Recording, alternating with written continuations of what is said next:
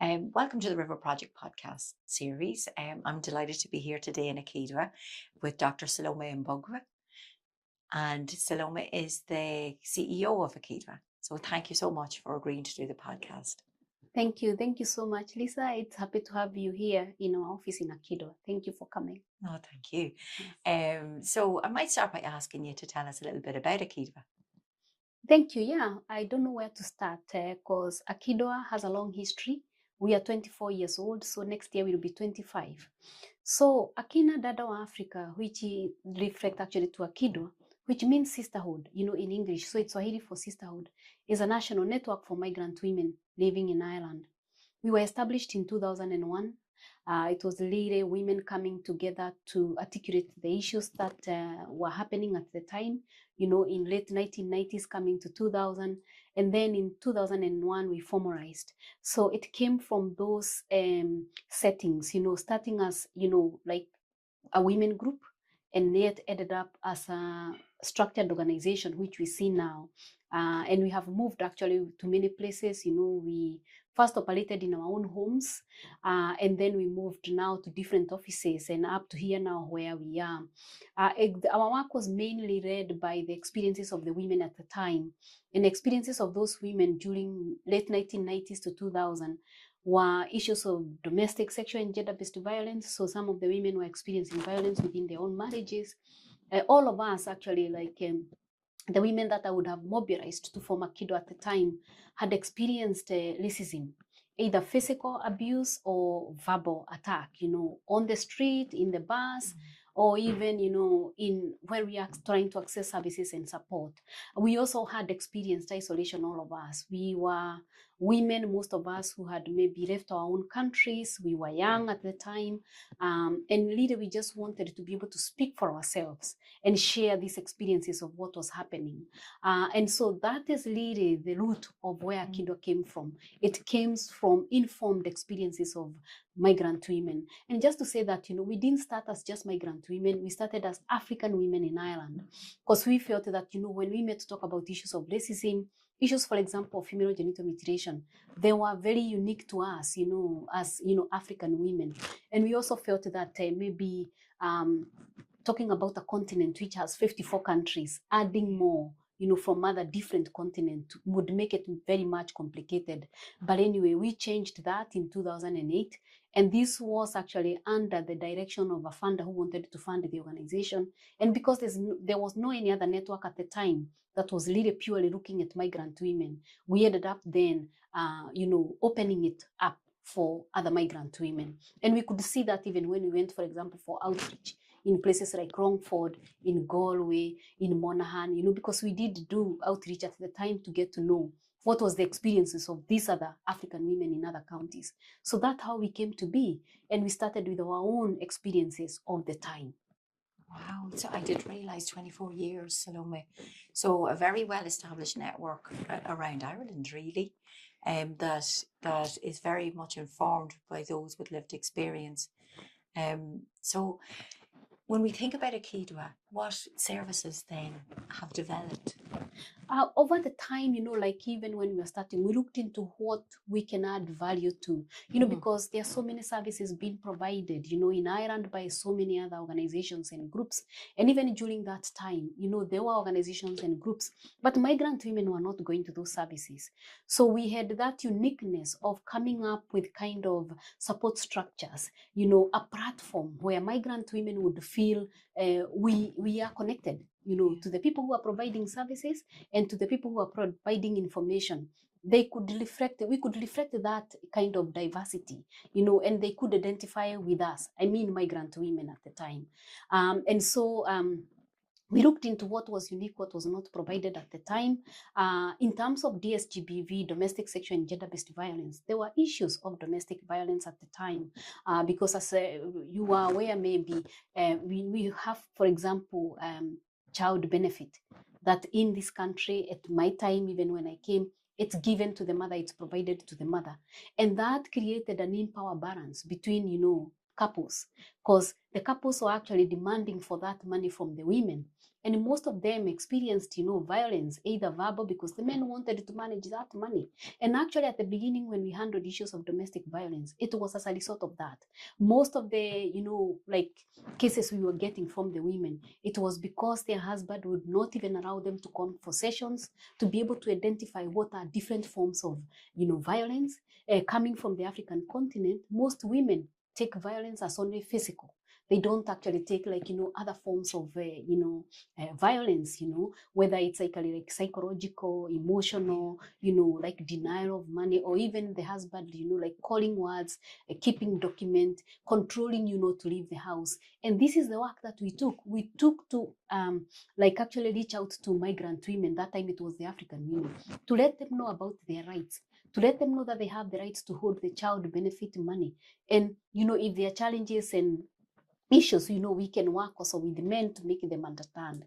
And actually, we ended up coming up with a project to address men on the issue, on where men felt that, here in Ireland, women are given a lot of power. That's what they said. And they didn't like it, that there are laws which are very, very restrictive towards men in particular. And they weren't happy about it. And so it was for us to give the information to the women. It was for us to provide culturally appropriate kind of information and support. Like some women were talking about some kind of support they need based on where they're coming from. Because, for example, myself coming from Kenya, if my husband is violent, I'm not supposed to go and report him to the police. I'm first supposed to go to my parent, tell them what is happening. They'll call a small group of men who will actually call the man. They will slaughter a goat, and just talk about it. And then you go back home to your home, you sort it out. Also, other women, had been used to going to the pastor. So if you have an issue of violence, you go to the pastor, talk to the pastor. Pastor will tell you, let's pray, or reverend, let's pray, and it will go. And so many women were living in very, very harsh situations, Then we had issues of racism, especially mothers who had children. We had a lot of them even passing here, coming actually to ask us, what do we do? Because there are a lot of issues in schools, racist bullying, and all those kind of things. And then the most big one, which was female genital mutilation, which was very unique to this organization. So we had, some of us had come from places or countries where female genital mutilation is practiced. And so we started actually looking into how can we start creating information for awareness raising on female genital mutilation. How can we reach, service providers? How can we even start talking to the state policymakers? And that's what led us, for example, to meet with Ivana Basik, who helped us actually back in 2009 to start looking into development of a law that it started actually as a bill and became the 2012 Female Genital Mutilation Act. So we started from somewhere. We made many, many meetings and we started becoming very busy. We didn't actually have any funds or anything to do that work. All of it actually for the first 5 years, from 2001 to 2005, it was like, volunteering and doing all this, to be able to support the women in a meaningful way. So we looked for issues and areas that were unique and that we could actually put our steps into. Wow, there's so much in that, Salome. You've mentioned there about how people can often perceive this experience as purely physical. And that's something that a lot of people still think about first. They think about the physical abuse, but your work in raising awareness of how this experience can take many forms, I'm sure that that's really impactful for those that you work with. And then I'm very struck as well by these issues presenting, but you're taking them forward, you're gathering support, you're creating opportunities that this, for example, the offence, where this becomes part of our law then. So busy organisation and very, I'm going to say, very supportive of those that are part of your network, Salome, really taking these issues forward. You'd mentioned your response to domestic, sexual and gender-based violence, and you mentioned female genital mutilation there. Before we speak about that, can we maybe talk a little bit about how this experience impacts migrant women of domestic, sexual and gender-based violence? Yes, and actually maybe before I go to that, I just want to mention that we are a national network. So we are not only working in Dublin. I forgot to say that, where AkiDwA has its, national office here in Dublin, we also have a regional office in Galway. And we are hoping to open, other regional offices in other places like Longford, Monaghan, or, we are in the process of actually determining that. The challenge is we don't have enough resources to be able to reach out to women in all the counties. If you talk about female genital mutilation, for example, we are the only organization that is providing information and support on this area, apart from the Irish Family Planning Association, who are providing medical part of it. But we train, medical professionals and all that. But just to answer your question, the issues of domestic violence and how it impacts on migrant women is very, very unique. It's not that they are unique or anything compared to indigenous women or Irish women who are born here. It's just because people are bringing along with them their own culture. So there are issues of cultural norms, for example, and cultural norms is very, very, very key when you're addressing issues of violence against women, because a woman may decide to open up or may not decide to open up. We've had many women coming to seek support, and when you say let's go to the Garda, they don't want to go because they don't want to go and expose their husbands. They also don't want to lose their children, because they think that if the Garda here, then it will be taken to Tusra, and then what happens? They'll take the children. So the whole issue of cultural norms, even in terms of how we speak about these issues, need to be understood. And we have worked with so many service providers who are providing work on DSGBV, especially to have a culturally competent understanding. Our organization delivers cultural competency training to many, many organizations. We have done this, even with the new agency, Kun. We have done this with Ruhama. We have done this with Women's Aid. We have done this with so many other DSGBV, refugees, and organizations that are providing support. We also have another challenges, such as, the language issue, which is huge. There are a lot of language barriers, mainly because, women who come from French-speaking countries, others not even French, not even English, they have Arabic and other, different types of languages that are spoken there. And this can be huge challenges and barriers protecting women from even presenting themselves. We also have, immigration status of women, because here we get women who are undocumented. We don't ask them, why are you undocumented? When they present themselves with issues, we just support them. If we can't support them, we refer them to where they can get support. So we also have those different types of women, who experiences all these kind of challenges that are there. There's also issues of, translation and looking for translators to translate to them. We've had women bringing their children to translate for them. And so that's creating another cycle of psychological, impact on children who go to interpret or translate for their parent. We also have the issues of immigration status where, especially women living in direct provision, they are still under the application of their husband. So they depend on their husbands for, for the application of staying in this country, whether it's refugee status they get or it's the leave to remain. And so this creates a lot of problems, because even though we did actually work very hard with other organizations like the Migrant Council of Ireland and others to fight for that independent status, which was approved by the minister at the time in 2012, the still discretion remain with the minister for each case. So it's not straightforward. It's not that any woman can get it. Accessing legal support is the most difficult one, because most of them get free legal aid. And they don't even first of all, want to engage, because for many women who are reporting about issues of domestic violence, it's their first time to report these issues, in a country where they are now. And then lack of support structures. There's completely lack of support structures for migrant women who are experiencing domestic violence. And some of the laws and policies we have in place, they're outdated for migrant women, because what we have in those laws and policies, it's like one shoe fits all. Well, it doesn't actually. When we come to the issues that I'm telling you of cultural norms, the language barriers, the fear for the police, and all these other issues, including lack of support structures, extended family and families are not there. So there are really huge many issues that still continue to impact on many migrant women out there who are affected by issues of domestic violence. Yeah, I think Salome, that our listeners are going to find that so interesting, because it's how you mentioned there about if there are issues of domestic sexual gender-based violence, the first protocol is often family for some. So the expectation is that the family may deal with it, or that the pastor may deal with it, rather than and have maybe a sense of worry about going to an authority here. I mean, that's so understandable given the cultural beliefs, and the systems that are, as you rightly said, are often built on the belief that one size fits all, and it doesn't. Yeah. I think it's so important, Salome, that people understand those.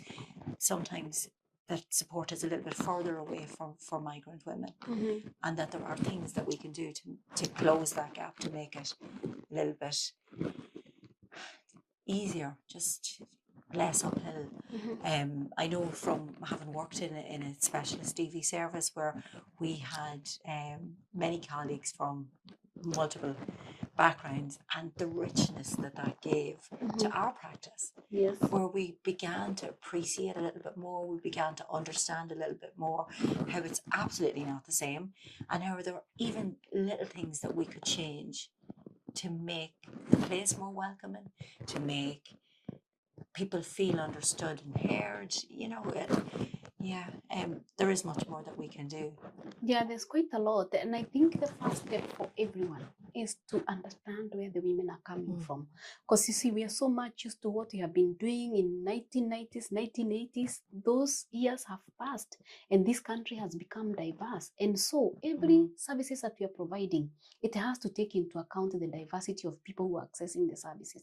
We don't actually provide services as such as an organization. We do, information support, training. But in terms of like refugees, which we don't have any migrant kind of a specific refuge, taking into account when they are being established, they should have all this, because you also have issues of faith and religious, on how if they're in a refuge, Muslim will not cook with the, Christians, so they have to have those differences and all that. Yeah. And they may also need their time to be able to worship and do whatever they may want to do at the time in a year.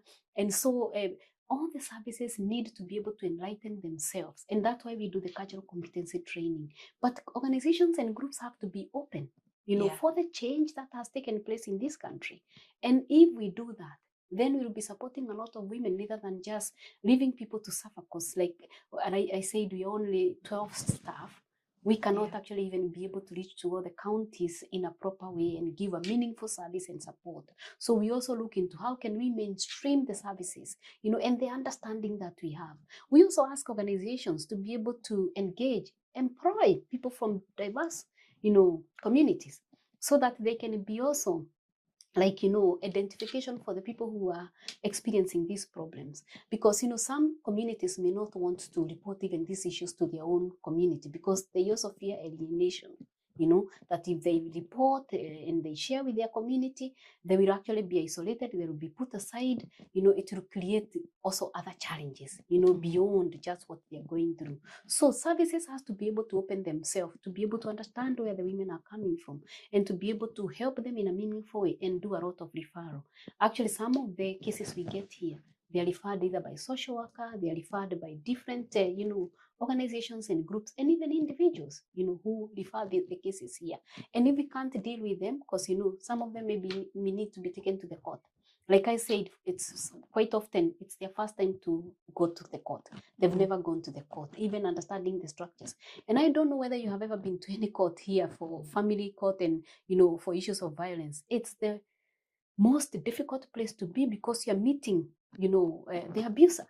And they're there, and sometimes they can be very, challenging even to face them and to see them, and you're there the whole day because you're told to go at 10 o'clock, and maybe you'll be heard before they close at 5. So it's very, very challenging for many migrant women. And sometimes we do accompany them, but you cannot be able to accompany everybody.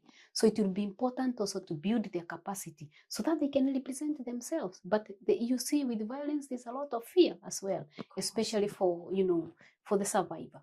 Yeah, of course. In a previous role, I would have done some accompaniment to court, and it can be a very challenging system to navigate, particularly when it's new to you, and like you've described there, certainly while there are improvements being made around spaces where people can wait privately rather than be in the general area in front of the abuser, it can be very, very challenging for It women. can, yeah, and also, even the judges, everybody needs to understand where the people are coming from, because, like, it had been reported by one of our staff who worked on domestic violence before. When she accompanied the women, the judge refused her to enter into the court with her, yet she wanted to be supported, so, and actually, the law said that, the person can be accompanied, but I don't know whether our judges know that, because in some situations, our staff have been stopped from entering into the court, with the survivor, which makes it even much more stressful, for that kind of a woman. Sometimes she may not have the confidence, she may not have the language fully, fluent. She also may not have, anything left in her, the fear, of such a woman when you face your abuser. Yeah, it's really, really very hard. So it's very important that the services, all services equip themselves, from the person who is listening as a legal advisor, from the person who is accompanying the woman, to the judge, and everybody who is dealing with, a survivor of violence against women. And it's not only for migrant women, it's also for other grouping of women, including travelers and Roma. And Ukrainian, we have them here now. We have had also cases of such, So it's very important that the people understand fully on how to support people in a meaningful way. Oh, absolutely. I couldn't agree more, Salome. Yes. I mean, even at a basic level, it's so important that people understand where somebody is coming from, what those barriers might be, what their lived experience is, so that they get the opportunity to get the support that they need in a way that's, and that we all work in a culturally sensitive way. It's the difference.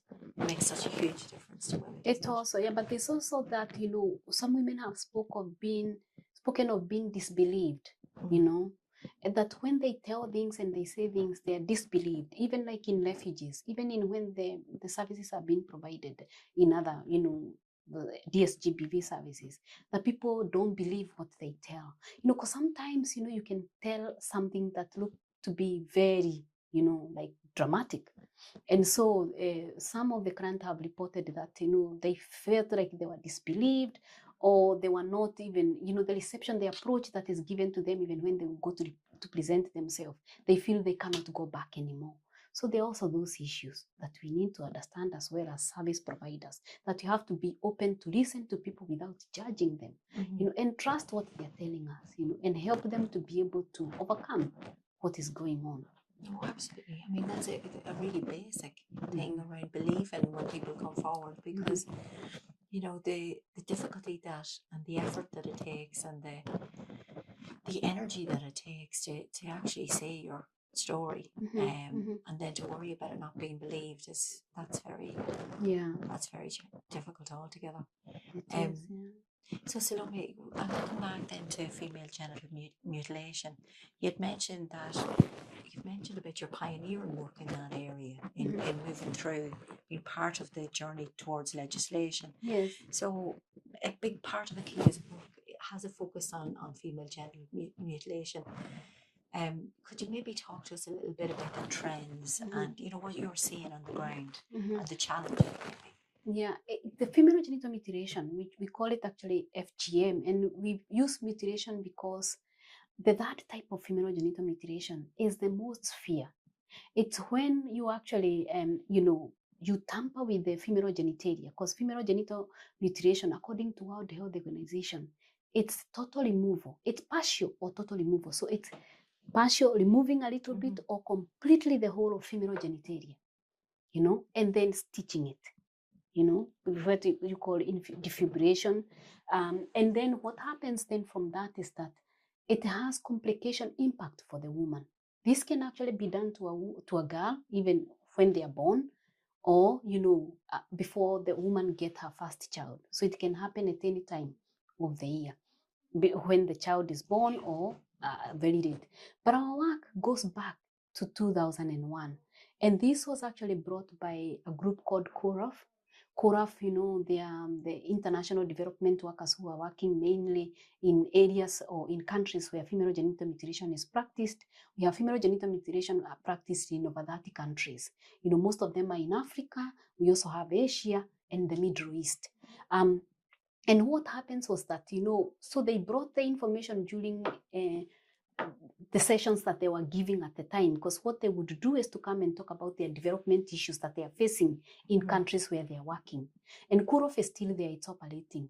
And so we worked with them from 2001 when we actually started the organization, because some of the women that were involved from the very beginning had experienced female genital mutilation, or they feared that their children would be, forced to undergo through female genital mutilation.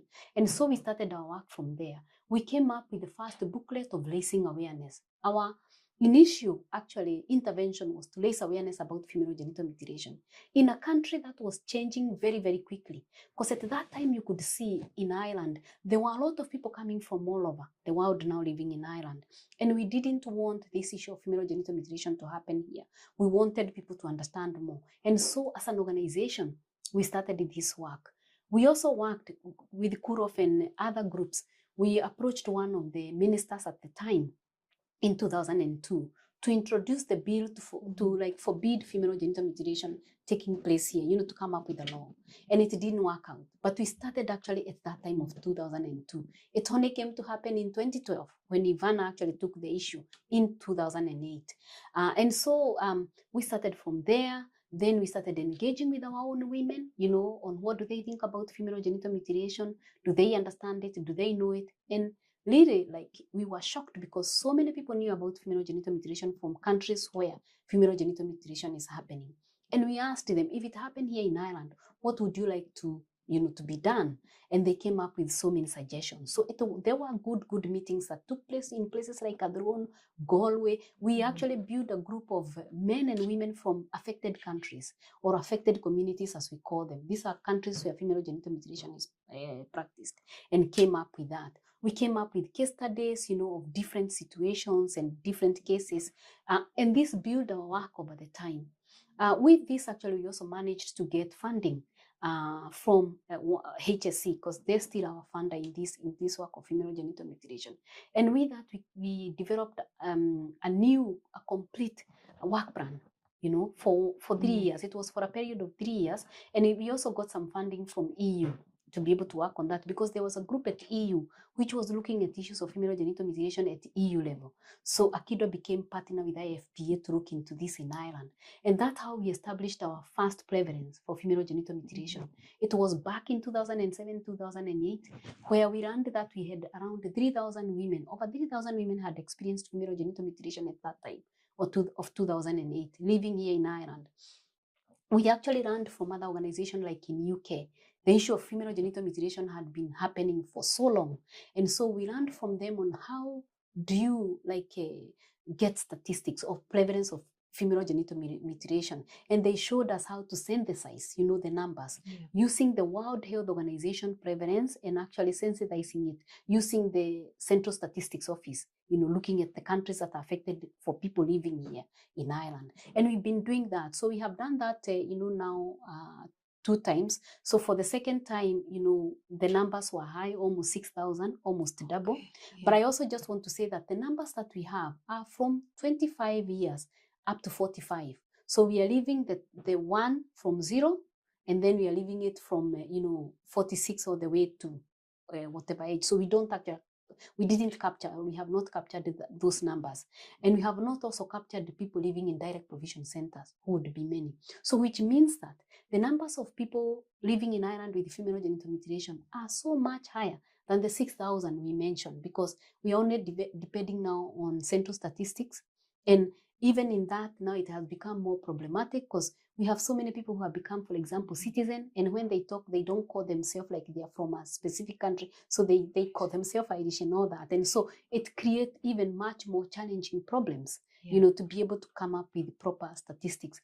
But anyway, the work on female genital mutilation have evolved over the years. So we start with education, raising awareness, working with the healthcare professionals, surveying and trying to look at, to gauge the understanding and views of healthcare professionals, especially GPs, on female genital mutilation.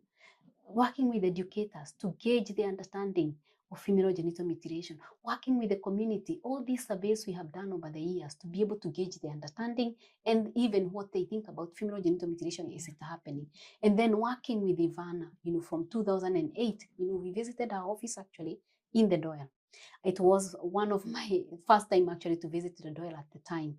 And when we discussed with her the way I'm discussing with you today, she asked us, what do you want me to help you with as an organization? And we told her, can you help us in actually advancing our work on female genital mutilation, or maybe putting a law into place, working to put a law into place, because she told us what she does or what they do as senators. She was a senator at the time. And so we started working with her. And so we have been able to build that work every year. And we are one of the leading organizations within the EU in working on this area. So we work with the communities on the ground. And it's not only communities that are affected by female genital mutilation. It's even at societal level, and helping even Irish people to understand about female genital mutilation.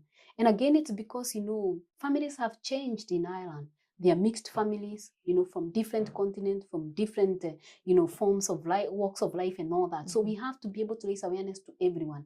We also work with healthcare professionals. We continue to do that. We also work with services. Lately, we have had the 31 local authorities, the RATE team that has been developed, wanting to learn more about female genital mutilation because of their work, Direct Provision Center, IPAS, so we are working with everybody to be able to understand. And over the years, we have developed a lot of publications specific to different groups. We have worked with the GADI for them to add, at least in their manual for GADI, on FGM, with GADI. We've also been working with GADI. Even last week, my colleague was at the Dublin airport together with one of the community health advocates, because we have a campaign called Operational Limelight. And Operational Limelight is actually to create awareness, especially what we call the very busy months where FGM can occur.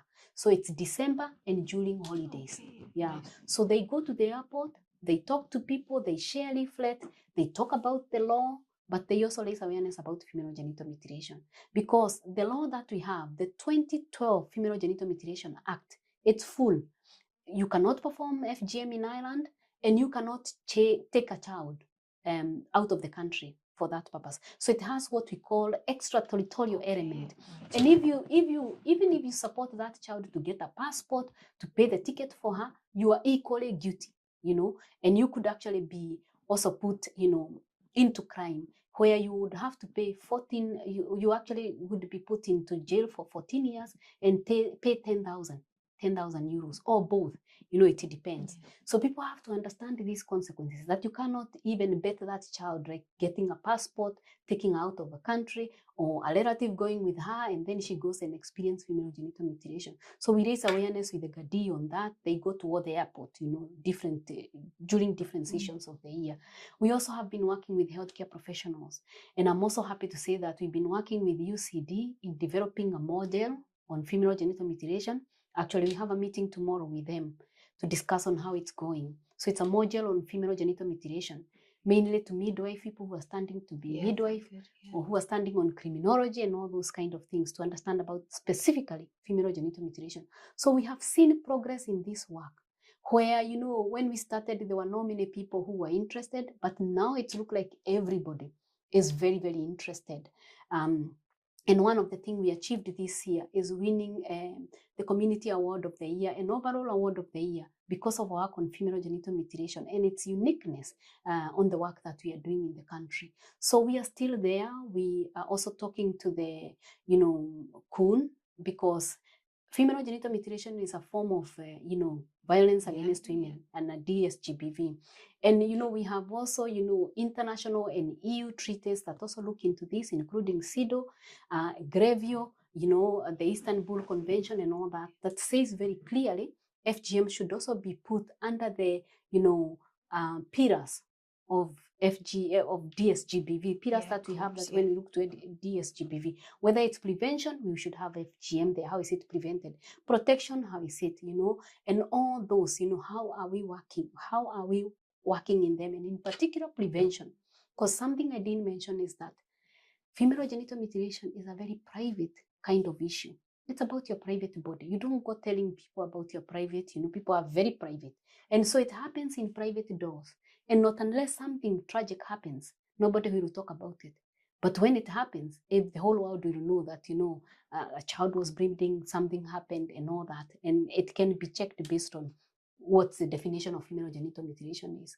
So that is where we are, and we continue to take this very seriously as the most unique kind of work we have in the country, for the organization. And we read this work with a lot of passion, and not only passion, but the determination that we are going to reduce or even to combat whole female genital mutilation, not only in Ireland, but in Europe and worldwide. So that's where we are. Wow, and congratulations on the award, Salome. That's fantastic and well deserved. Thank you. Hearing all of the work that you're doing across justice, health, within the community, to raise awareness, but also to challenge some of the thinking around FGM, and I suppose for people to realise the harm that it is.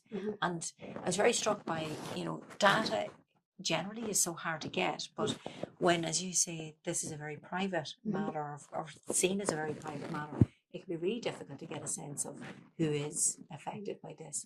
But that's wonderful work, Salome, in working towards this practice being eradicated. And for women and girls to be safer. We have actually, and we've also been working with the European Institute of Gender Equality. Like actually, I just received an email from them this morning, because next year they're undertaking a huge kind of project on looking at DSGBV and really specifically looking at FGM as well. They have helped quite a lot, in some of the European countries, engaging, the prevalence of girls who are in danger of female genital mutilation. And here in Ireland, the statistics of 2015 was that 1,600 girls are at risk of female genital mutilation. So that was the statistics, and that's when we had the prevalence of over 3,000. So having 1,600 girls at risk is very, very high. And so it's very important to continue to work with these organizations at the European level, but also learning what people are doing, international level, at EU, and among, service providers as well. Yeah, and congratulations on the module as well, because I mean, we can see how education really impacts people, and gives them the confidence and the competence to be able to be part of prevention, but also protection and response. Yes. Like the proper response when it's needed Can change somebody's life. Yeah, education is key, and this is something that we had tried to for a long time. It has not happened the way we want, because we wanted FGM to be on the curriculum, especially of midwifery, anybody working in health. You'll find that this information is still missing. When we talk about Ireland being diverse, when we talk about different form of DSGBV, FGM needs to be embedded everywhere, but it's not there. So we are still continuing to see how it can be embedded, how it can be included, in different modules. So having the UCD actually take up this is quite, a progress for us. And we'll continue to see how, we can work with different people about it. We also have a national steering committee that is helping in this, and we have members from Galway Rape Crisis Center. We have members from different organizations, including the National Women Council, who sit in the National Steering Committee to try and push the work on female genital mutilation, so that, as an organization, we are not the only one who are championing it and working on it. We have other people who are supporting us, in this area of work. And so it's very important that we have this continuous support going on. Yeah, I can see how your work would cascade, in that you'd mentioned about all of the different agencies that you're working with and supporting them to be much more sensitized and more knowledgeable. But you can see how that could affect their colleagues. It could affect those that are starting their careers, if they're learning at the very early stages around domestic, sexual and gender-based violence as a wider experience, but female genital mutilation as well specifically, means that they'd be more likely to spot something quicker, or to be more confident in being proactive and messaging in line with what you feel is I suppose, really the key messaging on this particular issue. You're very right, actually, because there's also the intersectionality. You know, a woman can come to you with the domestic violence, but she's also a victim of, you know, FGM, and she also have disability. She also have faith and religious issues. So people have to understand where that woman is coming from. I also meant to say that, you know, the impact of female genital mutilation are huge. They are lifetime. And, you know, FGM has led so many girls and women to death. Women and girls have lost their lives. I don't have the statistics myself offhand, but it has actually led to some women and girls losing their life. But apart from that, many women live with trauma. They live with many health consequences, you know, especially, you know, when you come to intimacy, the women who have gone through female genital mutilation type 3, they have to be opened, you know, and, you know, like, it's very, very difficult for many women. They live with consequences, these health consequences for the rest of their life, you know, especially when they have their periods, when they are giving birth, there are huge, huge consequences that continue to be there.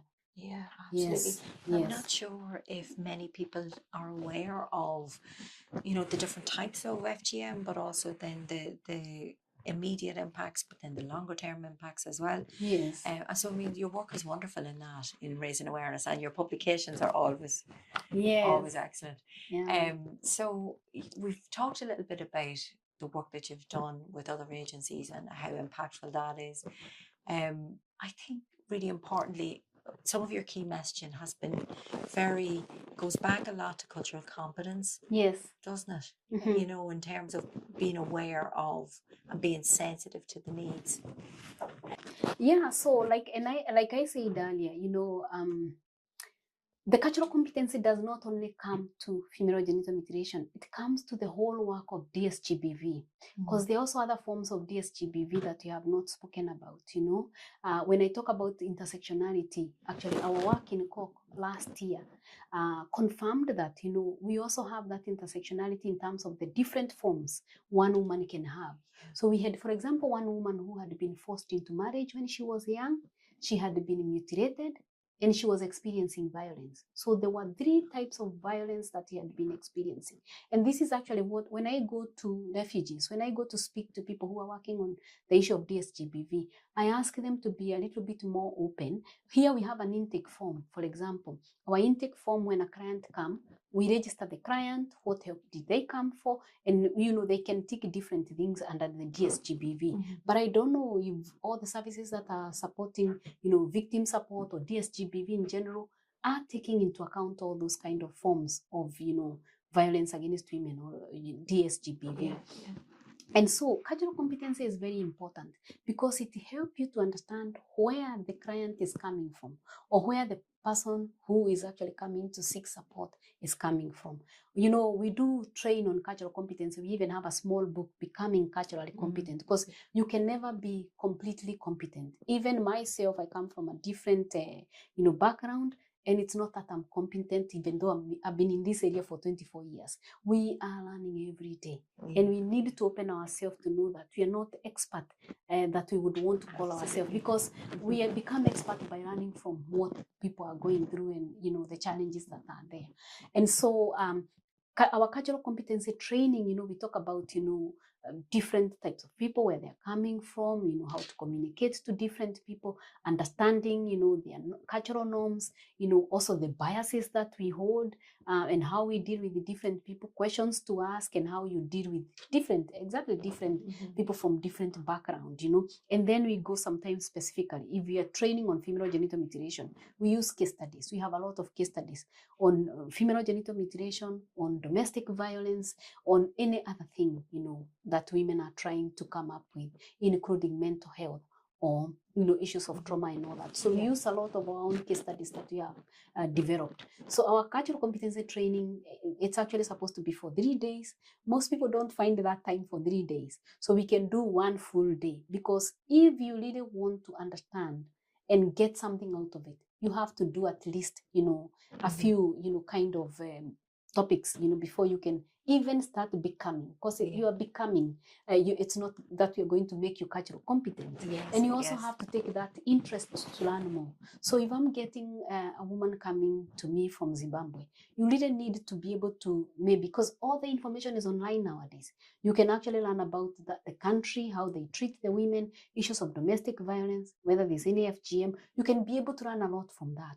And so when we work with groups of people, we try to help them understand how to support, and give the very best they can to client who comes to them from diverse background, based on religious, based on culture, based on anything that they bring along with them, and their understanding as well, and not assuming people and not judging them, and being open-minded, when people come to you, rather than jumping to a conclusion. Oh, it's a headache that she has, let her get Panadol. That headache could be something else. And so we work quite a lot with service providers and frontline services to help them understand. And we use real case studies. We've also worked with volunteers, some of the volunteering centers around the country, in Wexford and in Cork, and other places, to help them understand also about this issue of cultural competence. So it's very, very important that people get to learn about them. And all that, so that they can be able to provide the support and services that are needed. Because like I said again, our organization cannot be in Cork, Galway, Monaghan. We cannot be everywhere. The resources do not allow us. We need to be able to transfer this understanding to the existing, services and support, so that women can also get meaningful support, wherever they are, not having to travel. Like recently, we've been talking about having, more centers centralized. Like the only center we have, the clinic we have to help women who have undergone through female genital mutilation is only one in the whole country, and it's in Dublin. So if a woman wants a surgery, just a small surgery, to support her, to infibulate her and defibrillate her, they have to come all the way to Dublin. If it's actually another surgery that they need just to be able to support her, to be able to get better, they have to come to Dublin. If they are released from the clinic because that has happened in the afternoon, they still can't be able to walk properly, and they would have to go back all the way to Kerry. So why wouldn't we, for example, work with a maternity hospital in Kerry or a SATU in Kerry to be able to support these women? So this is what we have been looking for, in addition to this culturally competent, kind of training, that these support and services can be, rounded up to be able to cater for more women from diverse background. And it's only by these, mainstream services opening themselves to incorporate that. Yeah, I love the approach, Salome, of our journey towards cultural competence, as it's a journey. Yes. In that it's not that you go and do the training and I know it all. And I can see that from working with many women from diverse backgrounds, that there is so much to know. Yeah. But isn't it so important in those situations, just take that moment to think about maybe the multiple traumas that people have experienced, and the different beliefs that are operating, and maybe the wider families and the wider communities and their influence in a positive way, but maybe sometimes in a way that stops people talking a little bit. But there is so much to think about and so much to learn. So, we certainly would be directing people to your publications as well as the training there, as really good guidance in that journey for those that need to learn. So I think, Salome, we've certainly covered a lot today around AkiDwA, the origins, the work that you do with a focus on domestic, sexual and gender-based violence. And thank you so much for speaking about all of that. And then, really giving us such an important insight into FGM as well. Yeah. So is there anything that you didn't get a chance to touch on today? That I must say that, we don't only work towards, we look into the integration of women wholly, so we use a holistic approach in our work, because we also want women to become economically independent. We want them to be able to do something there and to contribute to the society. We don't want them to just be there and they're not working. Most of migrant women are highly educated actually. And actually the research says that. I don't even say that. Most of them are working. If you go maybe to most of our healthcare agencies and everything, you will find many migrant women working in this area, and in many other spaces. And so what we actually advocate for is that economic empowerment of women. So if a woman comes here, with issues of violence or health, we do not only like support them and share with them about our work on that.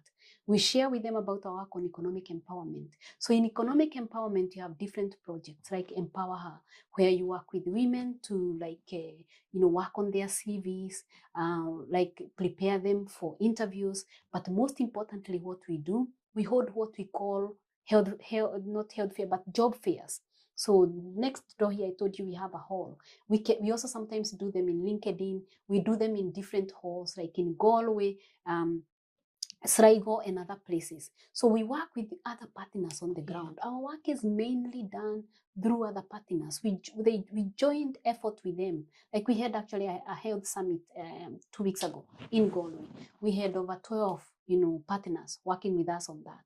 Some of them came from Dublin. Some of them came, from Limerick. Other came from actually Cork, just for that purpose and to be there. And it's to provide that support and, information for the women. And so we believe in working in partnership and in collaboration. We believe in supporting the woman fully so that she can, reach her full potential as a migrant woman. She may not get the very good pay she would want or a job that matches her qualifications, but she's contributing, to the economy of the country. She's able to support, her family back home. She's able to pay for taxes here and support herself here. And, that's the way people actually build themselves in and improve their self-esteem, and they're able to, feel like they're part and parcel of the society. We also work with women to attend, whatever is happening within their local areas. We don't want women to say, some event and activities are not for us. So we try to work at that local level where we are now currently working with the local integration teams to ensure that also migrant women understand what is happening at the local levels, so that they can engage and be part and parcel of every community where they are living. And so we don't only work on issues, we work also on integration. We work also on the full welfare of the woman, but also for the betterment of the society. We don't want migrant women to be a burden, nor do we want them just to be there with skills that they cannot use, or provide. So we work with them in many levels, and economic empowerment is one of the key that we work on, and then also migrant women leadership. Wow. Yes. I mean, I think that's a fantastic way to bring our podcast to an end, Salome. So support women not just to exist, but to thrive. And that's really valuable work and valued. Yes. So before we finish off, how does somebody get in contact with AkiDwA? So it's unfortunate that not everybody who knows about our work, and we would want everybody in the country to know about AkiDwA. We have a website actually which has a lot of information. So we have all our publications there. We have information of what we do, and from the time we started this organization up to where we are now. So we update it quite a lot, and it's just actually newly updated. We are going to switch on to the new one because we've been working behind the scene to come up with an accessible website. We also have other social media outlets. We have like LinkedIn, we have Instagram. Recently, we had actually a live launch last week on one of the projects that we are undertaking on female genital mutilation at EU level, which was actually quite good. And so people can visit all these, social media outlets and our website to be able to learn more about our work. Just actually write AkiDwA, because if you go to our website, it connects you to our Instagram and all our social media. But also people can refer people here.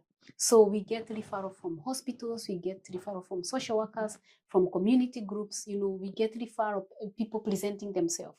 We operate through an open door system. We don't give appointment, we don't give days, and we are an unjudgmental kind of a service and support. So if we cannot help you here, we refer you, and we have a list of organizations and support where we refer people. So please, I would really encourage everyone to visit our website in particular, www.akidwa.ie, and they can be able to learn more about the organization. And people are welcome, either to phone here. We have our phone number is on the website, our email where you can send, even email online, and we get the information that you're sending here. And so we ask everybody to help us and support us, in raising awareness about female genital mutilation and in actually welcoming and working with migrant women. And we are there as an organization to work with any group in partnership and collaborate in anything that we may collaborate with anyone to make Ireland a better place for all of us. Great. Yes. Oh, that's a lovely way to end. Yeah, thank you. So, Dr. Salome Mbugua, thank you so much for doing the podcast and for giving us an insight into your work and why you do the work that you do. So thank you. It's my pleasure. Yeah, thank you. All that's left for me to do then is to thank our listeners for joining us and encourage them to join us for the next podcast. Thank you.